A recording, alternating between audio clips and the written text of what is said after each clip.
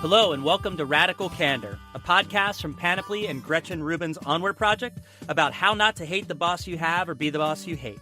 I'm Russ Laraway, co-founder of Candor Inc. and a career-long operational manager across the Marines, Google, and Twitter. And I'm Kim Scott, also co-founder of Candor Inc. and author of Radical Candor, Be a Kick-Ass Boss Without Losing Your Humanity. You've got a peacenik and a Marine.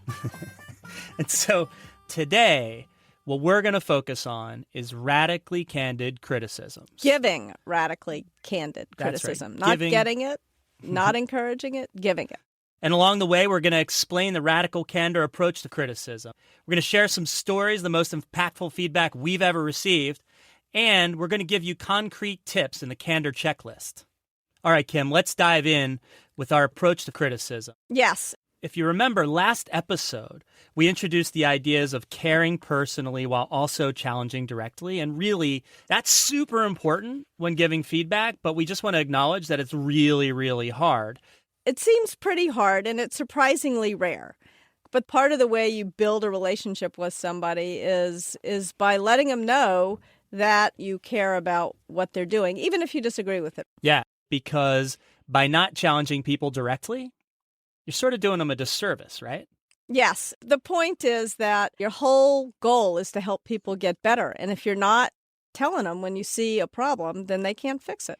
So today we're going to talk about giving criticism, because that's the thing that people dread the most, not because it's the most important. Yeah, and really radically candid criticism. Yes. So, Russ, you have this great story about a time when you were leading how many people? How many? I guess they were all men, huh? It was all men. How then. many of them were there? Yeah, 175. 175 men. And one of your, I can hardly say it, one of your people made a terrible mistake. He did, yeah. And so maybe just to set a little bit of context for this story, the Marine Corps has a pretty different idea of accountability than I think most people are used to. And it's summarized by the idea that you are responsible for everything your organization does or fails to do. That holds true for a 50-year-old general in charge of thousands and thousands of Marines, just as it holds true for a 19-year-old corporal who's in charge of maybe 3 other Marines. You're responsible for everything that your organization does or fails to do. Wow. Yeah, it's a really high bar for accountability, especially in a life or death environment like the Marine Corps. So, normal Marine Corps life, day in, day out, basically what your job is every day is to train, right? This is when you're not in combat, and your job is to train. They call this garrison. And at the end of each day, when it's time for the Marines to go home, basically one thing needs to be true. You need to have a full accountability for every single weapon and every single piece of serialized gear. On Fridays, though, there's an extra special thing that needs to happen, which is the person in charge, in this case me, has to give all 175 Marines a safety brief. And so that safety brief usually sounded something like this. Men, wear a condom. Men, don't drink and drive. And if you're going to drink at all, make sure to drink in moderation, because you do really dumb stuff when you get drunk. And that's basically it. And I gave that same safety brief every single Friday before letting the Marines go away for the weekend. And they'd all jump in their cars and they'd go to Vegas and Los Angeles and San Diego and even Mexico. And so one weekend on a Saturday night, I get a phone call where the officer on duty at our organization called and said, "Sir, we got a problem." I said, "Well, what's that problem?" He said, "One of your Marines got drunk and they punched a cop." I was like, "Oh, man, that's not good." And I said, "Well, is he in jail?" And he said, "Yeah." And I said, "Well, where is he?" And he said, "He's in Mexico." Just got better. Yeah, it just got better. This is a big problem for everybody. This is embarrassing to the base. This is at Camp Pendleton in California. It's embarrassing for my boss, his boss, everybody's boss right on up the chain, probably including like the mayor of San Diego as well.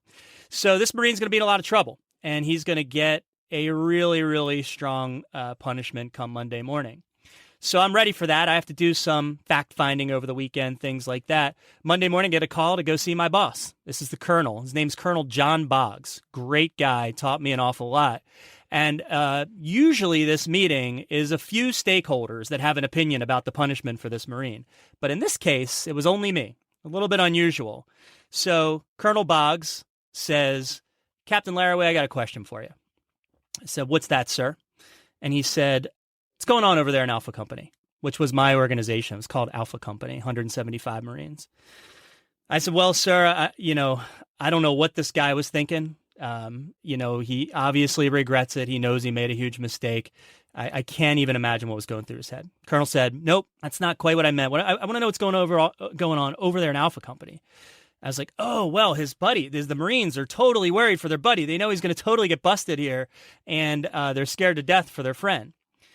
And at that point, he had a look on his face where he said to himself, I can see I'm not getting through to this guy. And what he said next was sort of the message he really meant to deliver.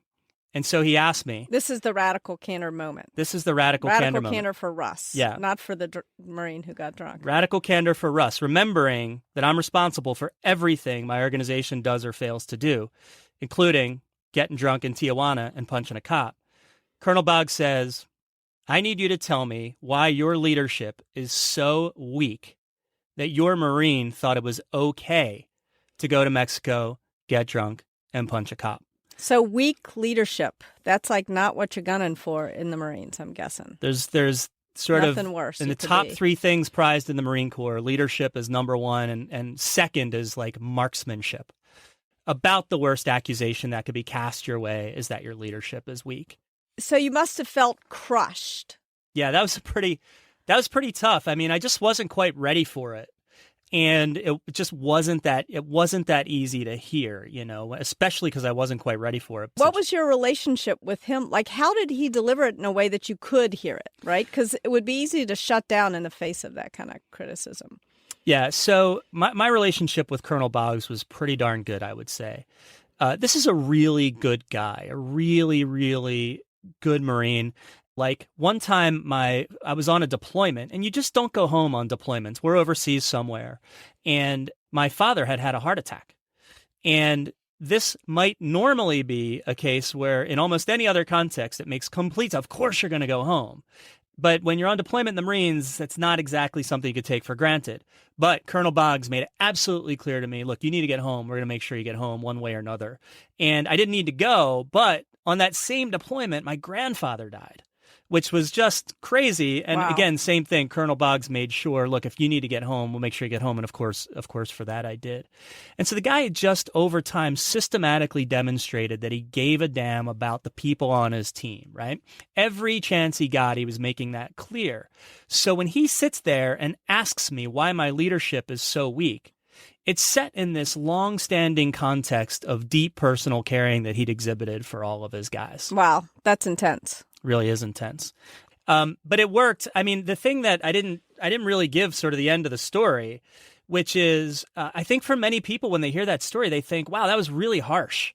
And that guy that went to Tijuana, got drunk and punched a cop, that's an adult who made a bunch of his own decisions.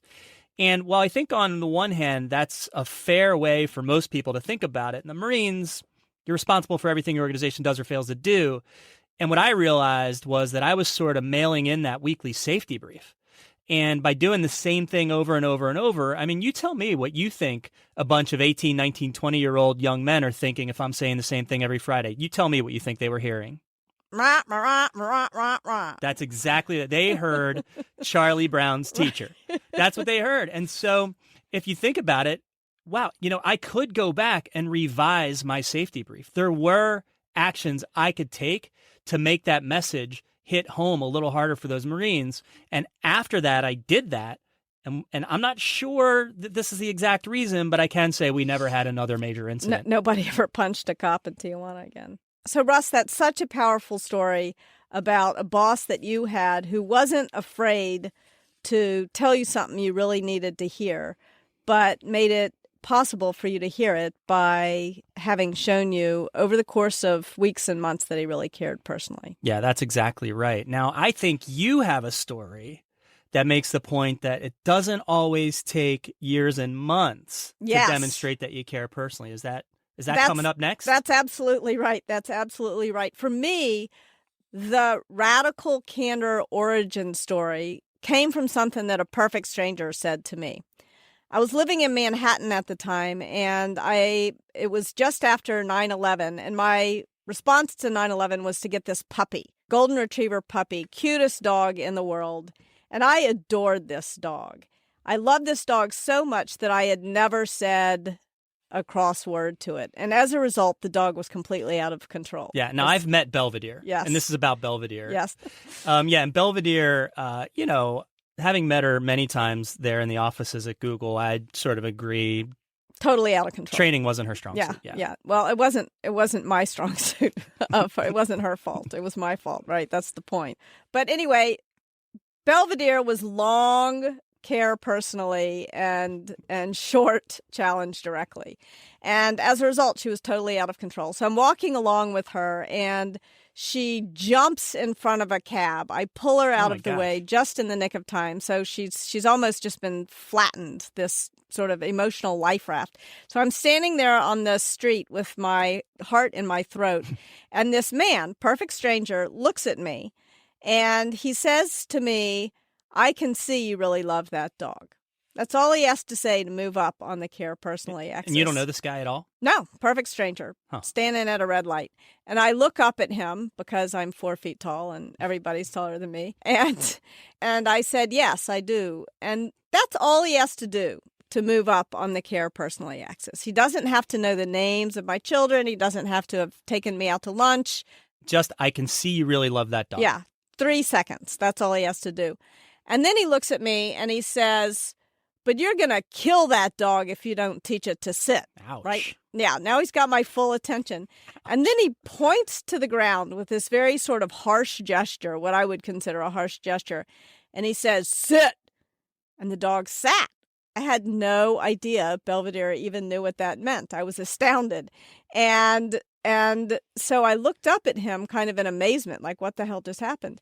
And he says to me, "It's not mean, it's clear." And the light changed, and the man walked across the street, leaving me with words to live by. And you heard those words a bunch of times. Yeah, right? That's an amazing story. One question I've always wanted to ask you, and I figure I might as well just go ahead and ask you now, is could you try to replay that? What if he didn't start with, "I could see you really love that dog"? What if he came up to you and led with, "If you don't teach that dog to sit, you're going to get it killed"? What do you think would happen?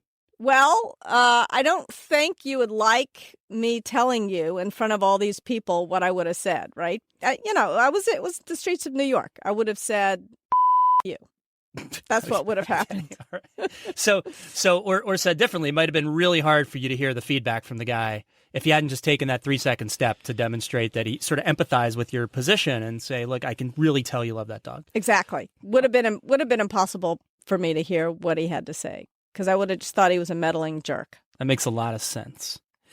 All right. Well, we know that you've had these moments too, our listeners. So do you have a story about good or bad feedback moment that you want to share with us?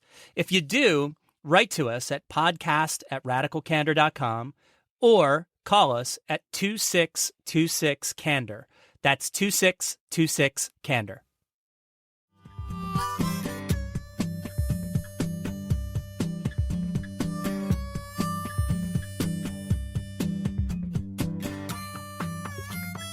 And now let's get into this week's Candor checklist. Concrete tips that you can start using right away as soon as you finish listening. Our first tip, just take a moment to show that you care, to establish a human bond. I just can't help but think about what that guy said to you on the street before he told you about how you need to train your dog. I was going to kill my dog, right. Yeah, I can see you really love that dog. You know, Russ, I think this is also something that you are exceptionally good at doing, at just taking a second to show you care, to establish that human bond. I think I tend to stress out a little bit and get so focused on the results or whatever it is I have in mind that I forget to do things like do introductions when we start a meeting with people. It's embarrassing. So what's the secret? How do you always have this top of mind, this human bond thing? Yeah, I don't know. By the way, I think you're probably a little bit too hard on yourself on this. I don't know what the secret is, actually. I tend to be sort of in a world where I'm acutely aware of what I think people are feeling around me and just really, really sensitive to that. And so it's actually for me a little bit anxiety inducing to not take that little step to demonstrate that I sort of care about these people around me. I'm not I think I probably get it from my mom, who cares an awful lot about people in general. But I couldn't tell you exactly if there's a secret, other than I'm just sort of generally always aware what people around me are feeling and maybe what people around me are thinking. So throughout this podcast, we'll sort of operationalize Russ for you all. Another tip that I find really helpful is don't sugarcoat it. The best way to challenge somebody directly is to be really specific about what was great. Remember, feedback is not just criticism, it's praise too. So be really specific about what was great, or be really clear about what it is that needs improvement. So one of the things that your commander did, I think, that was so powerful is that he really talked about not sugarcoating it. He said, your leadership is weak. Yeah, I mean, he didn't even put artificial sweetener on it. I mean, it was there was no sugar coating, no artificial sweetener. He didn't even try. That's amazing. Such a good story. Yeah. And the third tip, do not offer a feedback sandwich. Some people call this the poop sandwich. Some people call it the merde sandwich. And some people use some other word for it. Yeah, another word that we're not going to use because it's not family safe. And the reason why this is a bad idea, and so the feedback sandwich, just to clarify, is sort of this idea that before delivering a piece of criticism, you should first deliver a piece of praise, then the criticism, and then a piece of praise. So the praise is like the bread, the criticism's like the meat, therefore the sandwich metaphor. There's a couple reasons why this is a bad idea. First, I think generally people get confused that care personally equals praise. Yeah, but caring personally, you can show that when you offer criticism too. You should show it. In fact, in both our stories, care personally really has nothing to do with praise. But the bigger issue with that feedback sandwich, I think, is that it really obfuscates the message. If what you really intend to do is deliver some criticism, you run a really big risk of having someone not fully hear that message when you sort of buttress it on either side with praise. Yeah, exactly right. It's another version of sugarcoating. It's another version of sugarcoating. And by the way, that doesn't do praise justice, right? And praise is really important, right? That's the time when you get to show people what success looks like. It's a time when you get to demonstrate what you value. And by the way, don't worry. In future episodes, we're going to give you praise tips too. Since we told you last week to give 3 times as much praise as criticism, we think it's probably pretty important to do that. But those are all the reasons why I sort of think the feedback sandwich just kind of needs to go away. Yeah, I'm with you. Makes me gag.